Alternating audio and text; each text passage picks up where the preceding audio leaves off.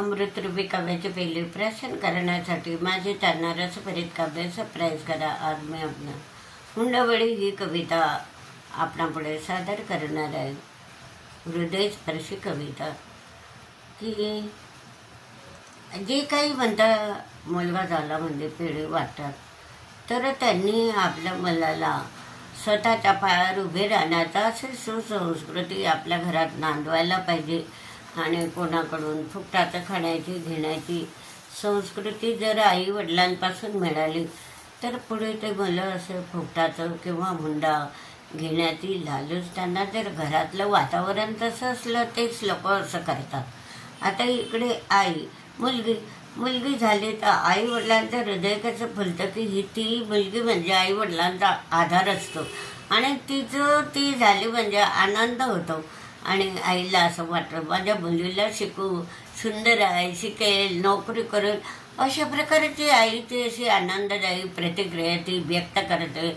मुलगी होताना जेव्हा ती मोठी होते, लहानाची मोठी होते, शिकते आणि एका वयात आल्यावर लग्न करण्याची इच्छा करते. घरचे लोक चांगलं स्थळ आलं तर आई वडिलांना असं वाटलं हे चांगलं स्थळ आहे, आपली मुलगी इथे सुख करील.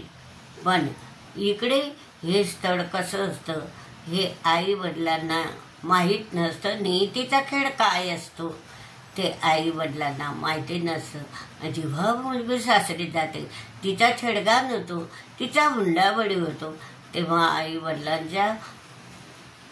आई वडिलांवर आभाळ कोसळतो. डोळ्यातून गंगा जमुना वाहतात आणि त्याच्या दुःखाला पारावर राहत नाही. मरेपर्यंत ते मुलीच्या दुःखाने व्याकुळ होतात. आणि अशा प्रकारचीच मी हृदयदाव कविता आपल्यापुढे सादर करणार आहे. ती पहा. आई वडिलांनी आपल्या मुलात जन्म दिलेला हौशेपोटी. आपल्याला मुलगा झाला तर आपण पिढी वाटतो, आनंद होतो. आई वडिलांनी आपल्या मुलात जन्म दिलेला हौशेपोटी आणि पोरक्या मुलीशी लग्न करून तिचा बळी घेईल हुंड्यासाठी. परक्या मुलीशी लग्न करून तिचा बळी घेईल हुंड्यासाठी. कशास परस्वाधीन लोक होऊ देता मुले. कशाला मुले होऊ द्यायची? कशास परस्वाधीन लोकांनी होऊ द्यावे मुले. मुलीच्या बापाकडून फुकटे वसूल करी पैशांची बिले. मुलीच्या बापाकडून फुकटे वसूल करी पैशांचे बिले. लेकीच्या बापास वारंवार लुबडण्याचा चाले धंदा. लेकीच्या बापास वारंवार उबाडण्याचा चाले त्यांचा धंदा. 20 तोडे सोनं मागे 50 तोडे सोनं. हिरो हुंडा माडी बांधण्याचं 1 कोटी चंद. मागे 50 तोडे सोनं, हिरो हुंडा आणि माडी बांधण्यात 1 कोटी चंद. लोभी लोक पोराच्या सुखाची साठी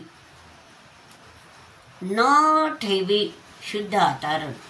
आई वडील शुद्ध आचरण ठेवत नाही. लोभी लोक पोराच्या सुखासाठी न ठेवी शुद्ध आचरण. मग सासरच्यांचा करी खूप पिडवणूक.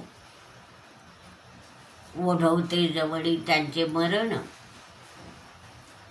सासऱ्याचीच करी खूप पिडवणूक. ओढवते जवळी त्यांचे मरण. माहेरून मुलीने किती आणले पैसे, भांडी, दागिने. माहेरून मुलीने किती आणले पैसे, भांडी, दागिने. तरी पण सासू ननद रात्रंदिवस बेजार करी मारून टोमणे. तरी पण सासू ननद रात्रंदिवस बेजार करी मारून टोमणे. काय आहे आणलं तर तुझ्या आईकडं टोमणे. माता पित्यास नको त्रास आपला. ती म्हणते माता पित्यास नको त्रास आपला, सहते कसाया गाई परी. माता पित्यास नको त्रास आपला, सहते कसाया गाई परी. राक्षस सासू सासरे नवऱ्याने जाळली भरता परी. किती हृदय जरा ओळखत. राक्षस सासू सासरे नवऱ्याने जाळले तिचं भरता परी. निर्दयी कठोर पाषाण हृदयी नाही दया माया सुनेची. निर्दयी कठोर निधर्मी पाषाण हृदयी नाही ये दया सुनेची. 1961 सालचा हुंडाबळी प्रतिबंधक कायद्याने शिक्षा द्या फाशीची. 1961चा हुंडाबळी प्रतिबंधक कायद्याने शिक्षा द्या फाशीची. शिक्षा द्या फाशीची.